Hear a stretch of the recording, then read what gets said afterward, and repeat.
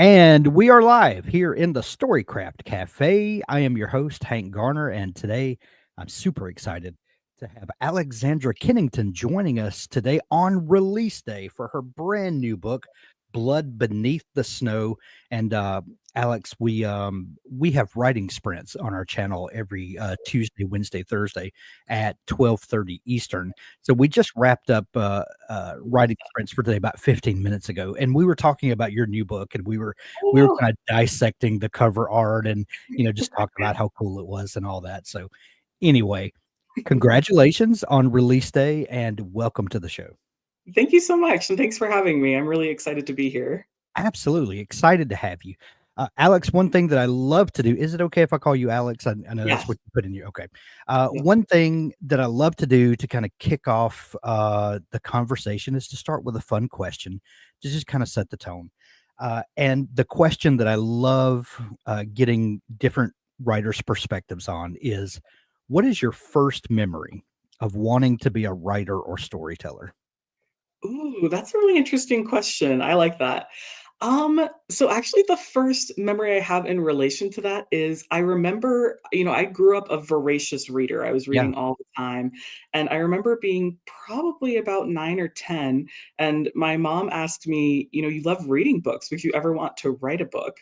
And I looked at her and I told her, no way would I ever want to write a book. I like reading books. I don't want to have to do any of the work for that. Right. But from there, it kind of nagged at me, and I kept thinking about it until finally, when I was probably 11 or 12, I decided, yeah, I think I do want to write a book. So that's one of my earliest memories of something that inspired me to eventually decide that yeah, I wanted to write. So, since mom asked you that question, Mhm. was mom a voracious reader? Like, what Yes. was her relationship to books? Yeah, so my mom was a big reader. I remember, I always had a book and my mom always had a book, and that was something we would chat about. Was she really loved fantasy, and so that got me into the genre, and we'd go to the library all the time, and I'd check out just huge stacks of books, and yeah, it was great. It was nice to have a parent who really loved reading the same way that I did. So that was very foundational for me.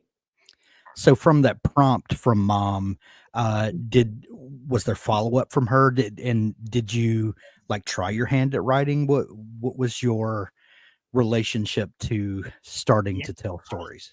No, that's a great question. So I remember, I was probably 11 or 12 when I decided that, writing a book is something I might want to try. So I Yeah. I pulled up a Word document and just started typing away, and what came out was not very good. But I did tell my mom about that, and she was excited for me and was really happy to kind of, give me resources. I remember that back then, if she had heard anything about, a writing resource for teenagers, she would send it along to me and we would look at it. Back then, NaNoWriMo was, I think, getting started. Yeah. Yeah. And so I remember being in high school and setting goals for NaNoWriMo, and my mom was always so excited for me. And she's been such a great support. And that has been just really amazing. I think that, writing is such a creative endeavor that's not always guaranteed to make money. A lot of parents, probably dissuade their children from doing things like that, but she's always been so supportive. It's been really nice to have that. I love hearing that. I love, we as humans are a storytelling species. I think that's one of the things that separates us from the rest of creation. But there seems to be something, and I've not been able to ever put my finger on it, but there seems to be a storytelling gene in some people where it just comes. Um, I'm not saying that everyone can't, but it just seems to right. there to be some innate something in Yes. certain people. And when especially for a child, when an adult, be that a parent or a teacher or someone of influence, just gives that little bit of motivation, that little bit of encouragement, that little bit of um just validating that thing that the kid probably already feels, even if they don't know how to express it. I think that's massive to Yes. cultivating a writer. Yeah, it's kind So, of crazy how just a few words from someone that you yeah, trust as a kid can make that big of a difference in your life, but it really can. absolutely, absolutely. So, fast forward, I've done over 2,000 author interviews over the last decade or so, and one thing that I find utterly fascinating is that only a handful of people in that amount of time have pursued writing as their only endeavor, and by that I mean that they're obsessed with writing. They go to college, they get an MFA, they submit stories, and that's all they ever do. They have a singular focus. The overwhelming vast majority of people take a bit of a circuitous route, that you go and you collect some life experience here, you get some job experience here, and it may have nothing at all to do with books or writing or anything, but for whatever reason, those experiences that you collect become tools in the writer's toolbox.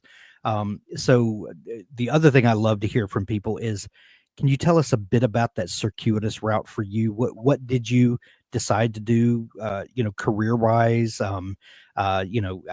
starting a family. How did you get to the point where you are now? Yeah, definitely. So, I was writing from a very young age, and I I had asked myself, I kind of got to a point where I was like, this is probably the thing that I'm best at, that seems like I could do something with a Yeah, degree. So I ended up going to college. I got a bachelor's in English. I really loved that, actually. It was really great. And I minored in creative writing with the hope that it would kind of push me along in the direction of yeah, publication. But I also tried to view it as a chance to improve just my writing skills in general, to be sure. more of, a hireable person. Hmm. So I was writing in college. I was actually in college when I finished the first draft of Blood Beneath the Snow. And then I got married while I was in college. I did a lot of stuff in college. So yeah, so I got married and then graduated. And from there, I started working as a marketing copywriter because I was qualified to do that and I thought I would try it out. I had a little bit of experience and I ended up really falling in love with it, actually. And so I've been doing that ever since. I've switched locations, but that's still what I'm doing, is marketing. And I think it's actually been very helpful to do marketing and be an author, because so much of writing, and at least when you're trying to publish a book, it's a creative endeavor. You have this thing that you've created that is just, it comes straight from your heart and you get really Right, attached to it. And then if you want to be traditionally published, it's basically like, all right, well, now you have to take it and make it a product and right. convince someone else to invest in it too. So having that marketing background really helped me a lot, I think. But yeah, I have a son too. He's 4 and I still work full time. I am really lucky I work remote, so I use my commute time to write often. I'll come Yeah. down just 20, 30 minutes early and just sprint for, however long I can. But yeah, so it's busy. It's been circuitous. It took me a very long time to get a book deal. I think it was 2019 when I, first started writing Blood Beneath the Snow, and it's been almost 6 years since then, and it finally is hitting shelves today, which feels kind of wild, but that's not a super long timeline. That's not unheard of in the Yeah. publishing industry. Yeah. Um, let's I wanna come back to that point that you just, hit on, but let's rewind just a little bit. What were the genres that you love to read? And kind of, a lot of our formative reading years inform the kind of author we become. So what were some of the things that fed you to become where you are today? Yeah, I was a big fan of fantasy and science fiction as a kid. Really, anything speculative was my speed. I did try, like, occasionally reading a contemporary middle grade or young adult novel, and when I was a kid, those just did not hold my interest at all. I loved romance and fantasy and sci-fi, but I didn't like it as much in a contemporary setting. But so yeah, I was reading a lot of just the big popular young adult fantasy and sci-fi books of the day back when I was a teen, and that's a lot of what I write now is speculative fiction. So So, your new book, Blood Beneath the Snow, is what we would term now romantasy, and this particular subgenre of romance and fantasy, maybe not even a subgenre. It's kind of an overlapping genre that's kind of become a thing of its own.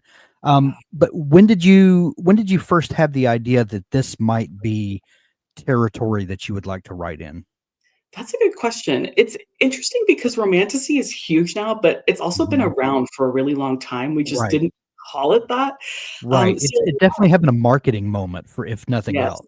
Yeah. Yeah, which, as a marketer, I think it's fascinating to see Yeah. what publishers are doing to push it. I don't know, I just my analytical brain gets really in there, and, Yeah. um but a lot of what I was reading as a young adult, it was fantasy that had a little bit of romance in it, teen appropriate romance, Yeah. and I really wanted to write fantasy, and as I was writing the idea for Blood Beneath the Snow, I think it came to me in 2019, and that's when I started writing it, and I just had kind of this conglomeration of ideas that I knew I wanted to stick together into a book. And I played around with that a lot until finally it landed on like, okay, I had it, I had a draft, it, had some romance in it. And I was like, it's missing something, what is it missing? And when I went back and, I had some feedback from beta reader friends, and then I'd gone to like a writing workshop and gotten feedback from an author. And kind of the consensus was that I had tried to write two books in one book. And so Mm. it was a lot of just like nonstop action. So I took it and I decided to be brave and I cut it in half. And of course, Mm. then I did not have a full book anymore. And Yeah. so I had a beginning and an ending that worked really great, and it needed a like something to tie it all together. Right. And as I was thinking about, okay, like these relationships, I want them to develop more. The thing that kept coming back was the romance. And I just loved it. I loved the characters together. I thought they were fascinating. And it became clear to me that that was a space that I really wanted to play in a lot more. Mhm. Um, I think it really happened to be luck that romantasy blew up about the same time. Yeah. Um, so, I was writing it because that was what I loved, and then I think I lucked into, the big boom of that genre, and Yeah. I'm happy to take that luck because I do really love it. So, Yeah. Well, for folks who might not quite understand what we're talking about, what are some of the tropes or hallmarks, if we want to look at it that way, of the romantasy genre? What things, if someone offers you a new book and says you've got to check out this new book, Blood Beneath the Snow, it's romantasy, you'll love it. What can they expect when someone talks in those terms? that's a good question. So there's not like a set definition that everyone will agree on. Yeah. That's part of what I think makes it very controversial. But for me, at least, when I think romantasy, I like to ask myself, if I took the romance arc out of this book, would the plot stay the same? And if the Ooh, answer is no, then I tell myself, yes, you can call that romantasy. So okay, like the big hallmark one that everyone knows is A Court of Thorns and Roses by Sarah J. sure. Maas.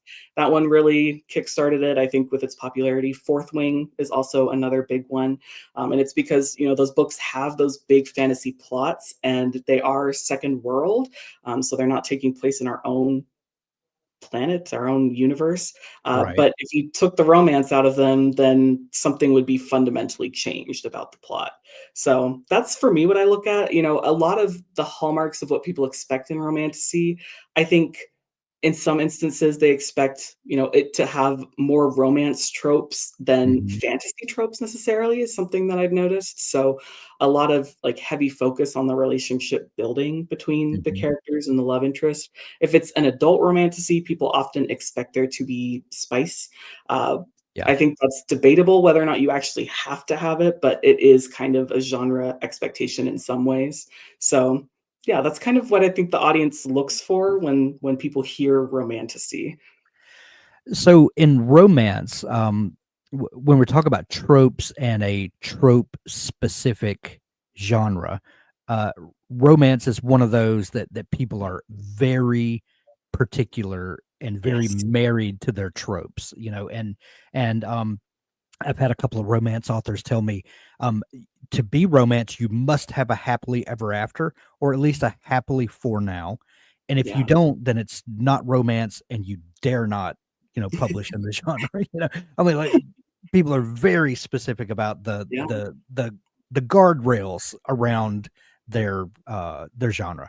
Um, are there similar kind of expectations in romantasy? Like are there, like, for instance, the forced proximity, the enemies to lovers, they're kind of these big tentpole tropes. Do those occur also in romantasy, and are there the same kind of trope expectations? Yeah, I would definitely say so. I think, those big tentpole tropes, as you call Yeah. them, those are definitely there. There's lots of enemies to lovers, and I think it's fun because there are some ways that fantasy just provides a better vehicle for those tropes. Like, Yeah. I don't know, I think if I think enemies to lovers, I'm like, "Oh, are you guys, like, actually trying to kill each other?" And then people are Right. like, "Oh, they're workplace rivals," and I'm like, "Oh, I don't think I've ever really had a workplace rival that I would go so far as to call them an enemy." So, Right. like, Right. fantasy kind of lends itself a little bit better in some of those ways, which I think is really fun. And I think that's what a lot of people like about it, is that it offers that vehicle for those familiar romance tropes in a new kind of way. I would say that yes, there is a reader expectation for a happily ever after or a happy for now kind of ending. I don't think it has to look the exact same as every Mhm. other book out there. I think that, obviously everybody does it differently, but I do think that's a genre expectation, and I don't know, I respect that. If the readers know what they want, if people are feeling let down by the fact that, they're seeing books with, sad endings in the romance genre, then yeah, like I know enough about like caring for the reader experience to feel Yeah. like I should either step back and rework it to be, what's accepted, or I can shove it in a different genre if it really comes down to it. Yeah.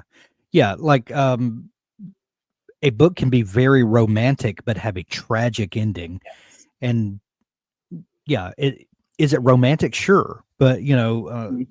that I guess that's the genre math that you have to dance around sometimes to, uh, Yeah. but in the same way that, that you could take a romantasy book and pull out the romance elements, and would it still work? Could you reverse that and it'd be a romance that you pull out the fantasy elements? Like how strong is the fantasy leg of the story? And is are these books books that typical fantasy readers could get into? That's a really good question. I actually had never thought of reversing it that way, but I would say yes, that it kind of does apply the same way. I think about like Fourth Wing. If you try to have Yeah. Fourth Wing without dragons, then it's a very different book. I think that Yeah. there are like romance books that take place in fantasy worlds that are heavier on the romance. Um, and in those instances, I maybe wouldn't necessarily call it a romantasy, but I Yeah. think that again goes back to everyone kind of has a different idea of what romantasy is, and nobody's totally sure. There's no authority to come out and say like this is Yeah. exactly what romantasy is. So it's an interesting kind of mix. You see a lot of different things in romantasy. I tend to prefer romantasy that has a heavy fantasy in it as well, Mhm. like big world building, but other people don't like that. I do think that there is kind of a divide between people who love romantasy and people who typically read thick fantasy books that Yeah. don't have a ton of romance in them. But I think the beauty of romantasy is that it's very accessible to people who maybe don't read those thick, heavy fantasy books all the time. I don't know, like, I grew up on fantasy, but not Yeah. everyone grew up reading even for fun, and so Mhm. now that these books have kind of taken the world by storm, if everybody's reading Fourth Wing, then it only makes sense that it's accessible because, the world building is easy for someone who's not totally experienced with fantasy to get into and feel familiar with. So I think romantasy is a great gateway. I don't know that people who love the thick fantasy books without romance would necessarily love romantasy, but I do think that even if you think you wouldn't love it, it's worth giving it a shot because I think there's a lot that romantasy has to offer to the fantasy genre. I think that it's expanding on the idea that, fantasy is this closed off community, like you have to do it exactly this way or it doesn't count. Yeah. It's opening the doors a little bit wider, and I think that's a lot of fun. It's giving a lot of different people with different world experiences the chance to share those experiences in literature. And so I don't know, I don't think it's worth writing off the entire genre, but I do think that if you know what you like, then you know what you like. So Yeah.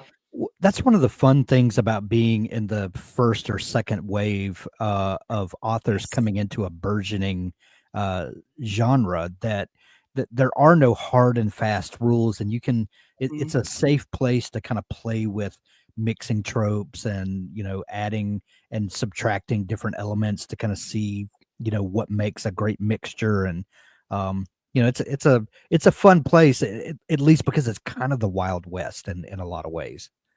For sure. I love Yeah, that part.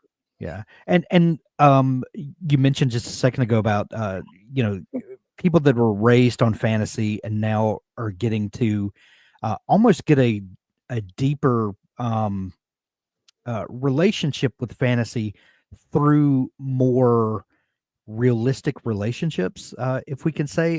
One thing I've said for a long time is that even if you're a high fantasy author or an epic fantasy author, it would do you good to read a little bit of romance Yeah. and to see how to weave in some better relationships. I mean, how many cardboard characters have we read in fantasy novels? And the threads of love stories, we could do by learning from each other a little more. That never hurts. Oh, 100%. The Yeah. thing that helped me the most, it was reading contemporary romance when I was writing, like, that elevated my story to a whole new level because there wasn't any well, I mean, like, there's obviously world building still in Yeah. contemporary books, but it was more familiar so I could really focus on, "Okay, what are these authors doing to help make these characters feel so real?" I don't know, they've been a huge inspiration to me. I think there's so much to learn from romance. Yeah. David had a great comment. As a diehard high fantasy writer, or so I thought, completing the 14 days of romance challenge opened my eyes. That, exactly. Exactly. Um, Alex, so you mentioned that this is a book that you started like 6 years ago, and there came a point where you had to cut the book in half, and then Yes. find a way that would bridge the two. What was the solution finally to breaking this and finding that you could make it a duology, and kind of how did you go about that process?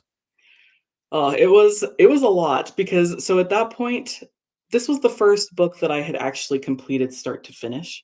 I Okay. had tried my hand at a lot of other things and, given up halfway through when it got kind of boring. So Yeah. this was the first one that I really sat down and like had a start and an end. And I had by the point of, deciding, okay, I tried to shove two books into one, I had already like scrapped it and rewritten it 5 whole times, like start to finish. So I had done a ton of work on it up to that point, and I still knew that there was something missing, and I had, like, that thought, I was like, "I think maybe I need to cut it in half." And then finally someone told me, "Yeah, you need to cut it in half," and I was like, "Alright, I'm gonna give this one more chance before I move on to something else." Like, I really felt like I needed to see it through, so I chopped it in half, and, uh, so that put me with, a very political beginning with all of Yeah. this conflict, uh, some trials, which are now at the end of the book. And it was like probably 40,000 words at that point, not a full-length novel, and Yeah. I knew I needed something to happen in the middle, and I remember, I was very lucky, I had a writers group of close friends, and we were meeting every week, and I brought a whiteboard and I sat everybody down, and I was like, "Somebody tell me what you think they need to be doing here. Like, here's what I've got, help me spark something," and we bounced ideas off of each other for a really long time, and then a lot of it, what really helped was so the Hellbringer, he's the villain and the love interest, and I really had to sit down and figure out who he was and what he was doing and what he wanted. And once he became more than just a cardboard cutout that I was saying, Yeah. kiss, like kiss, I want you to kiss. Once he was a person, it was like, oh, okay, like now I know that he has all these political motivations too. It helped me Right. to elevate the world building. Like, figuring him out was, I think, the key to the whole book in the end. So that was a really, really interesting experience, just figuring out who he was and then realizing, okay, I've tried to write him into the book, but he has his own story to tell, Yeah. and where does that fall into play? So that was really the big thing. I love the idea of sketching out a book on the whiteboard and getting a visual representation of it. I'm also the kind of writer who thinks kind of visually about the Yeah. structure of stories.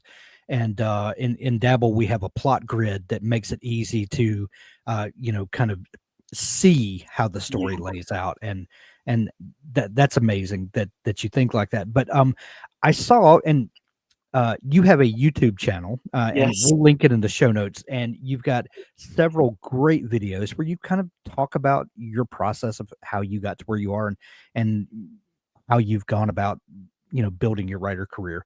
And you said in one of them, I think, that you are a detailed plotter, um, an outliner. How do you uh, well, first off, do you do a detailed plot before you start writing?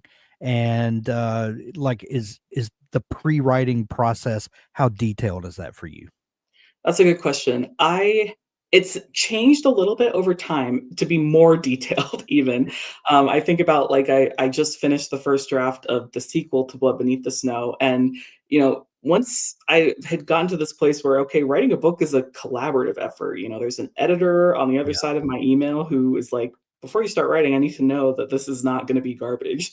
So, she had me sit down and put together an outline, and it's helpful for me to know as much as I can before I start.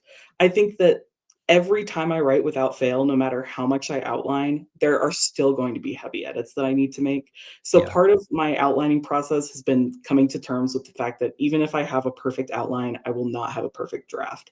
And that's, I think, helped me to both, like, put more into it where I feel like I mhm, can detail my outline a little bit more and understand enough to know that, okay, I've gotten as much as I can down. It's not every element of the story, but I think it's time to step back and start writing and see where it goes from there. I think that, the most helpful things have been studying story structure and then studying character development. Those two are so intertwined that yeah, sometimes if I don't know my characters enough, I'll get stuck when I'm outlining. And then there was a book I wrote a while ago where I had outlined the first third and then I had no idea what happened after that.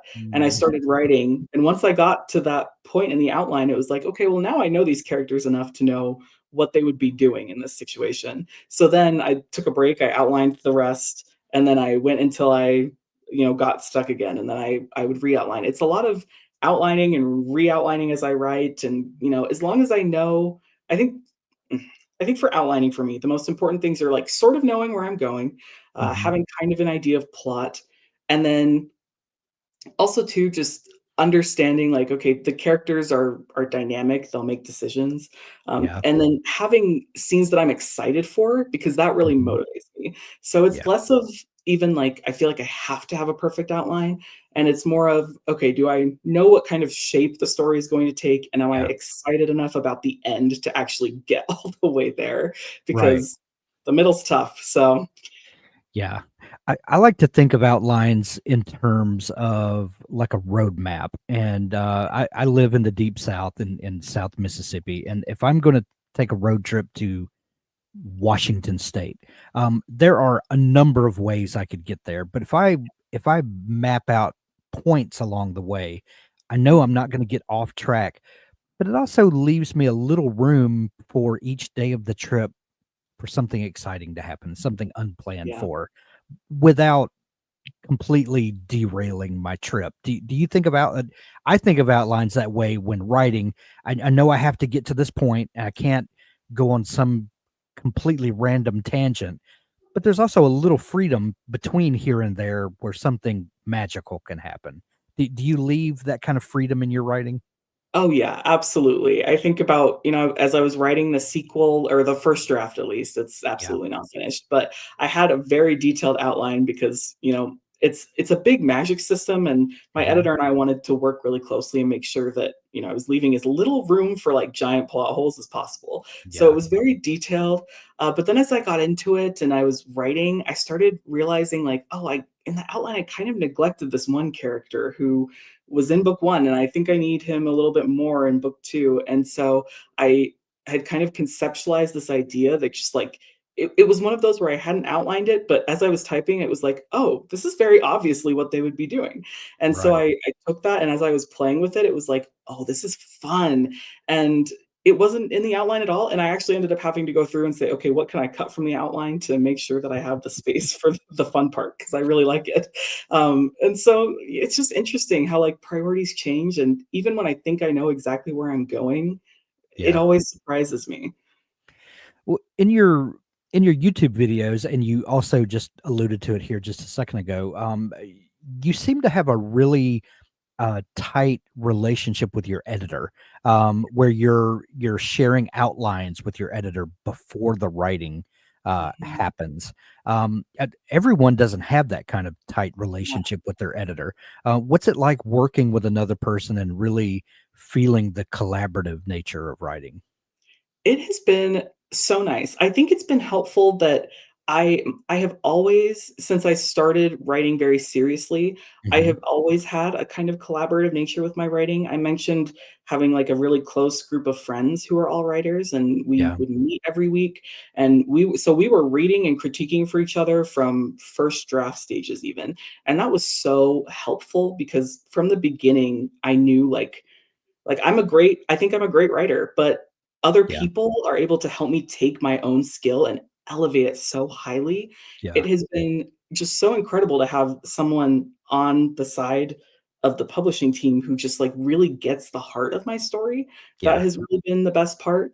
Um, the outline that I sent her, the reason we were collaborating on it, I mean, like, that was part of my contract even was, I have to Okay, have it approved. And okay, so, like, I was nervous about that, but then when I yeah, sent it in, it was like she came back and was like, "Well, what if we added all these things? Like, have you thought about this?" And it's great because, there are not great editors who will say, "No, it has to be like this." But right, I feel very lucky to be working with an editor who not only, like, understands what I want my story to be, but is happy to just, like, hop on a phone call with me and say, is it helpful if I just repeat everything you're saying back to you until something new, like, clicks? And and then we do that for a while until it's yeah, like, "Oh, okay, now we figured it out." So it's really great. I know that not everyone has that, but I feel yeah. like I really lucked out, in the editor department for sure. Absolutely, absolutely. Another thing that jumped out at me, you mentioned, and I can't remember if it was in a YouTube video or somewhere else I saw, that you just finished, the first draft of book 2, and I think you mentioned that in the first of our conversation. Mhm. Um, did you send your editor a copy of your first draft? Did I hear you say that? Or did Yeah, I I make that did. up? Okay, that So scares the pants off of a lot of people because, our idea of a first draft is, and Stephen King talks about in this book on writing, is the first draft you write with the door closed. And then mhm, when you're revising, you open the door and, to meaning no one sees the first draft, but then yeah. subsequently when you edit, you bring in other voices. I think it scares people to death to think, oh, someone's going to see this. I don't get to rework it and rework it and rework it before someone else sees it. What is that like? It is scary. Yeah. And I remember finishing it and being like, "Wow, that's garbage. I can't believe I'm actually going to email Yeah, this to a there's words publishing here. professional." So I don't know, I've really had to kind of take a step back from myself and, like, my own, I guess, ego of, like, Yeah, I can't show anyone this writing until it, like, at right. least feels good to me." And part of that was because I ran out of time. So, I'm a very fast drafter, and I had plenty of time to get this draft done, and then we ended up moving, and that took a couple, I don't know, I'd say it probably took 4 weeks out of, like, the time I had to draft. Yeah, I still did finish it. I finished the first draft, like, I wrote the end 2 weeks before my deadline, and from there, I went back and I had already decided to make some pretty big structural changes to the first act, so I used those 2 weeks to go in and, like, make all those changes, and then I was out of time, so I put it all in a Word doc, and I left extensive comments of, like, "This is not gonna be here next draft. This might be here next draft, but how would you make it better?" Like, here's every question I have. So it came with copious notes. And I don't know, it's a different process, I think, for sure, than the first time where, I'd written the book 6 times before I even started querying, and then I edited it more with my agent before we started putting it on sub. And yeah, it's very much a different experience. It, I think, comes with a lot of trust in your editor and yeah. a lot of acceptance that just, once you've got deadlines, you've got deadlines. Got So deadlines, right, right. Well, and mhm, and I think if you have that understanding going into the process, going into that relationship even, that Yeah. that after the first draft, it's going to continue to be collaborative because it has been through the outlining process. And Mhm. like you said, leaving the notes in there with questions that you're going to have, and just go ahead and be upfront and Yeah. keep those walls down. It can only make the process easier and better, you would think. Yeah, I definitely agree. I think that I don't know, like, there were even whole scenes that I would get there and I'd think, "I'm not totally sure this fits right." So I'd, like, put in a note, like, "This scene might go here," and then once I get feedback from my editor, I'll have a better idea of, like, "Okay, does this feel like it's going in the right direction to you? Because I can't really tell." It's nice to just have someone else with an outside perspective because when you've stared at the same Word doc for so long, it all Right. blurs. I'm like, "What is that word? Is that a real word?" But it's just like the word and yeah. It gets weird. So the book is published by, I think it's Ace, is it? And Yes. Ace is a subsidiary or imprint of Penguin Random House, correct? A Big 5 publisher. That's, Mhm. this was not your only story of publishing. You were actually, had an offer from a different press in the beginning. Is that right? Can you tell us a little about that story and how this book came to publication? Because it's a fascinating story. It is. It's a wild story. So I'd written that book and I was querying literary agents because, kind of my goal was traditional publishing. I had done a Yeah. lot of research into self-publishing and I just knew that I didn't think I wanted to try and do it all myself. I was really interested in, if possible, having a team of people like working with me. And so I got to a point where romantasy was booming, but because of that, Mhm. when I was querying, everyone was kind of like, "Well, we already have a million romantasy things on our Mm. list right now. Everybody else is querying romantasy too." Yeah. And so there were not a lot of interested agents. I think I queried probably 100 agents or so, and in total, I got 3 requests to see more material. One of them Can I is pause you there for 1 second? Because, yeah, I think that's an important thing to highlight, is that when even in a new genre like romantasy, and it's not so new, but yeah, it's really made a splash the last 3 to 5 years maybe, mhm, is that by the time you notice that and you write a manuscript and you start trying to sell it, they're inundated because everybody else has had the same idea that you've had. And like you said, when you started querying, everybody said, "Oh, we're full up already." It mhm. happens quicker than you think it does. I'm so sorry to interrupt you. Please Oh, continue. you're fine. No, it's wild. Like, you wouldn't think it would happen that quick, but it really does. Yeah. And yeah, so I had very few requests. I had used my time while I was querying to write another manuscript in a different genre, and it was finished and ready, and I was out of people to query for Blood Beneath the Mm. Snow, so I was like, "Well, maybe as like a last hurrah, I will send a query to a small press." So, Yeah. not a big 5 publisher, but, an indie publisher, and I sent it off and thought, "Excellent, like, I guess it's done." And then they requested, which I was like, "Wow, that's awesome. I didn't think that Yeah. would happen." And then a week or so later, they made me an offer. They wanted to publish it, and I was just astounded, like, "Okay, wow, the very last the very last query I ever sent, it turned into an offer. That's wild." So, at that point, there was still one agent who had my manuscript, and it had been a while, I think. I think I'd kind of just told myself, it's probably a no." But just in case, I had emailed her and said, like, "Hey, somebody made me an offer, like, let me know if you're interested too or not." She came back, she was interested, and so we chatted and, um, I kind of asked her, I was like, "Well, what do you think I should do?" Because, you can have an agent and work with an indie press, but, she told me, she was like, "I think this could do really well if we submitted it to Big 5 publishers." So, if we signed, that's probably what I would prefer to do, is take it on a wider submission to, bigger editors. And so I had to kind of decide, did I wanna take the offer that was right in front of me, or did I want to chance it and hold out for something possibly better, but not guaranteed? So scary. It was yeah, that was Scary. probably one of the scariest decisions I've ever made because I did decide to turn down the publishing offer and, I signed with my agent, we're still working together, but I think what really made it for me was that she got my book so well. Like I was on the phone with someone who was telling me about like, okay, I loved these characters and these plot lines, and it was like, oh wow, okay, you've read it and you get it and you know exactly what I'm going for.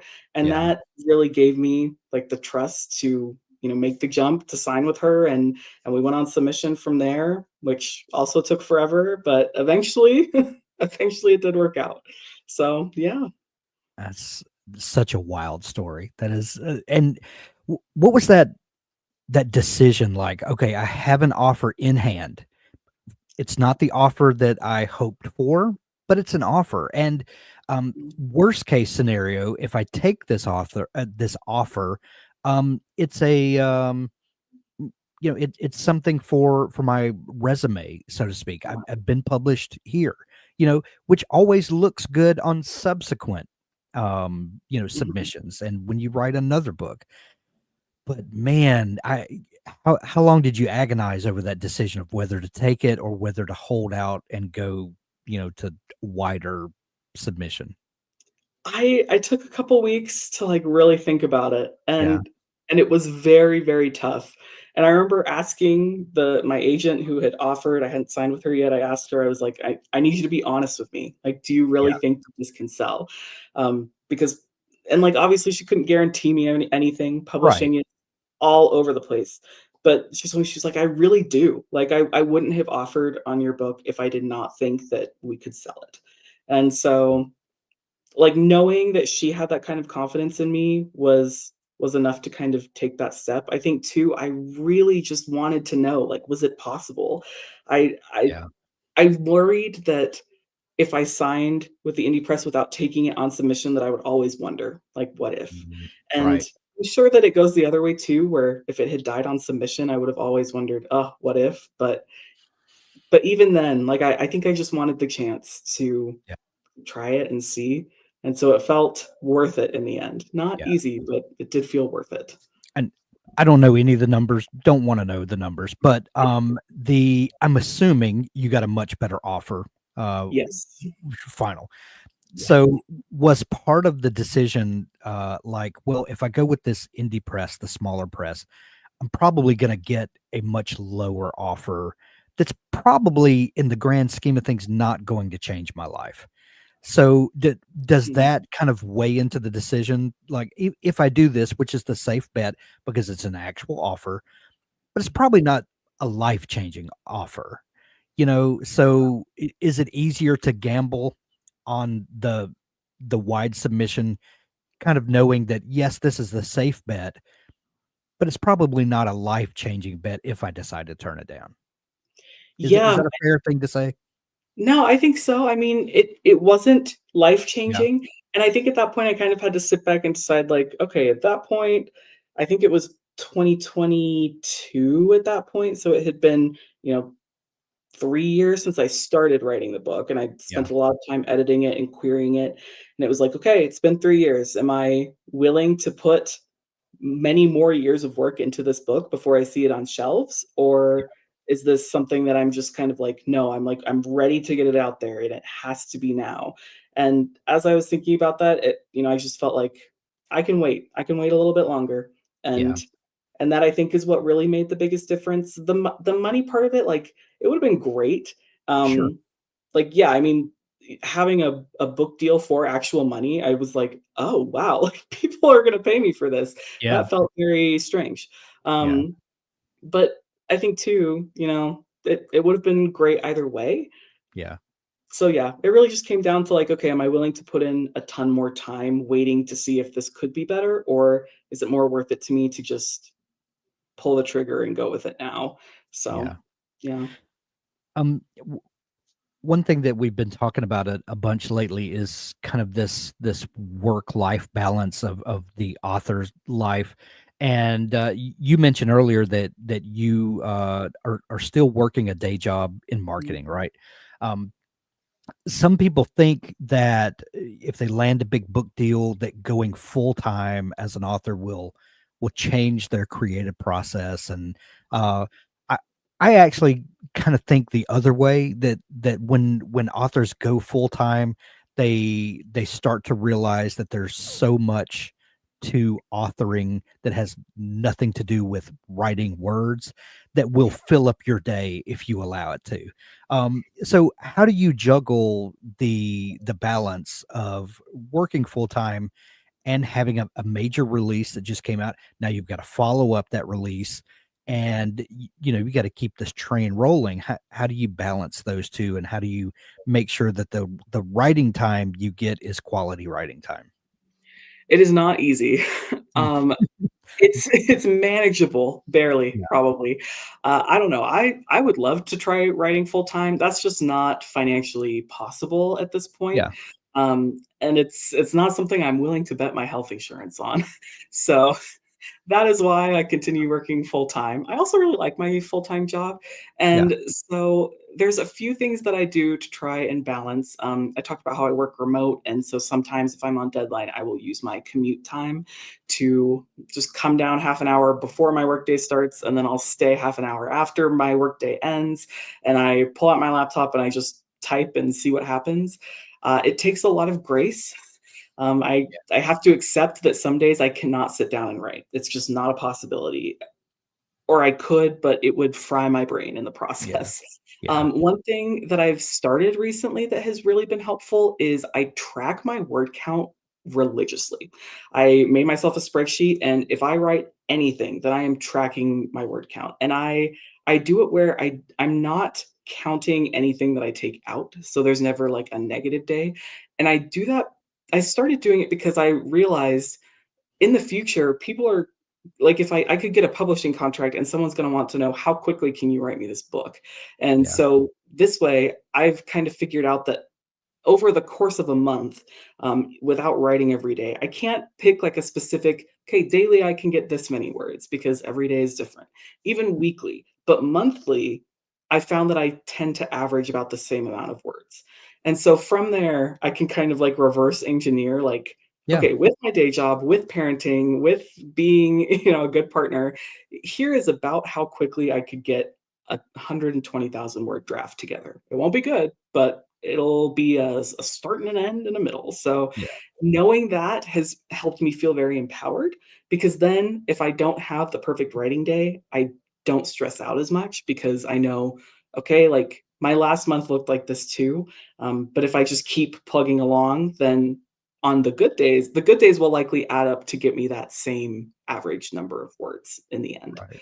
So that's been really helpful. It's something that I think I'm going to keep doing for sure. Excellent. So let's talk about the book for a minute. Yeah. Revna, is that how you pronounce her name? Revna, Yes. uh, is your protagonist. Where did she come from, and what was the moment that she walked onto the stage of your mind? Yeah, I was a huge Hunger Games fan as a Okay. kid, and so, like, the competition trope, I guess, I Hmm. don't know, I feel like Hunger Games did more than just a trope, but the Yeah. idea of, like, a deadly competition was something I loved, and, I toyed with all these ideas. I had actually this other book that I was writing. It was, I think, dystopian, maybe, and I mentioned I was in college, so I was taking a novel writing class for my minor, and I was desperately trying to like write this book, and it wasn't working. And so I got to the point where I was daydreaming of other ideas to avoid having to work on the book that I was supposed to be working on. And as I was daydreaming, I just had this thought of like, what if I don't know, I grew up with a lot of fantasy, so a lot of royal politics and all of that, and I had this thought of like, well, what if the Hunger Games was for a throne, and it was between siblings? And then that kind of just started building, and then a princess with no magic walked onto the stage, and I was like, Mm. "Oh, ooh, I really like that." Ooh, And she had all these provocative. brothers who were really powerful, and so, like, she was obviously not going to win the throne. There was no way, but she was gonna try and do it anyway, and I really wanted to know, why is she gonna try to do it anyway? Like, why does it matter to her? And why doesn't she have any magic? And how does that, change this relationship with all of her family members who do have magic? How does that influence them? And with every like, what if this, or how does that change this? With every question, she grew a little bit brighter of an idea in my mind, and until she felt like it felt like, "Oh, I have to write this. I can't not."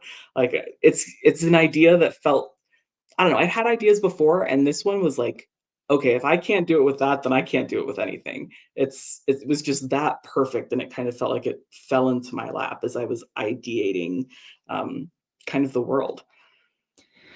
So, from there, how long did it take for the uh, for the outline to come together, and you really to grab those big tent poles of story like we talked about?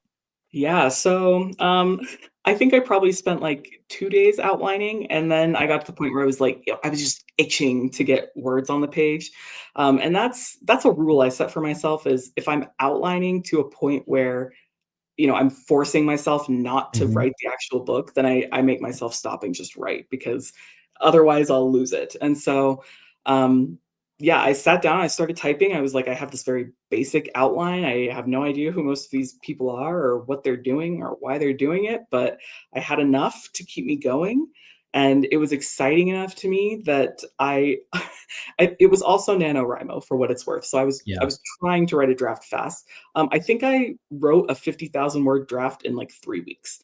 It was not long amazing. at all. It was so bad. It looks very, very different than the actual polished book, which is a million And times that's better. okay.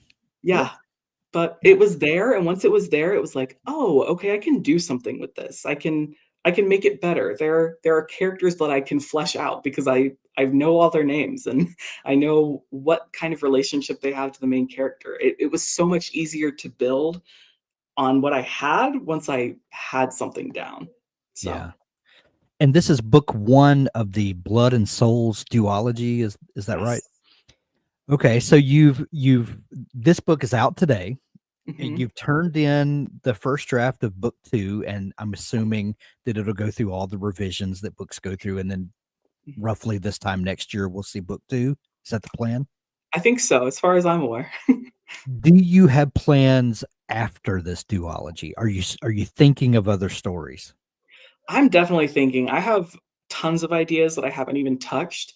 Yeah, But one thing that I think, I don't know, a lot of people who do self-publishing will talk about like one of the great things is you don't have the long wait times of traditional right. publishing. And that is very true. Traditional Yeah, publishing takes forever. But yeah. so while I was querying and while I was on submission, I actually wrote two other books. And so those are Nice. finished and mostly polished. Some of them need, a little bit of editing here and there, but I'd love to get those out there and see what I can do with them. And then I have ideas for other fantasy novels and some other sci-fi ones too. But I have a lot in my brain and I'm just excited Yeah. to write all of it. So yeah, So it's a lot of the 2 other novels, are they romantasy as well? Yeah, so there's one that's romantasy that leans more young adult, Okay. and then the other is actually a science fiction novel that I wrote it as young adult, but now that I have a deal in the adult space, I like playing in the adult space more, so I think I'm going to revise it to be an adult science fiction novel. Oh, so exciting to have Yeah, something that, you say, "Well, I could do this or I could do that." yeah, The flexibility of having something else in the holster ready is amazing. yeah, So it's really congratulations. nice. Thank you. Blood Beneath the Snow is out everywhere today. Go grab your copy. If you don't have a great local bookstore, and you can't support local books, we'll put links in the show notes where you can grab it from Amazon.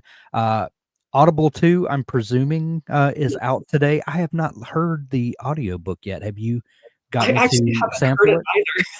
I haven't heard it either yet, but, people have told me that it's really great, and I love the narrator that, was chosen, so I'm really excited Nice. to listen to it.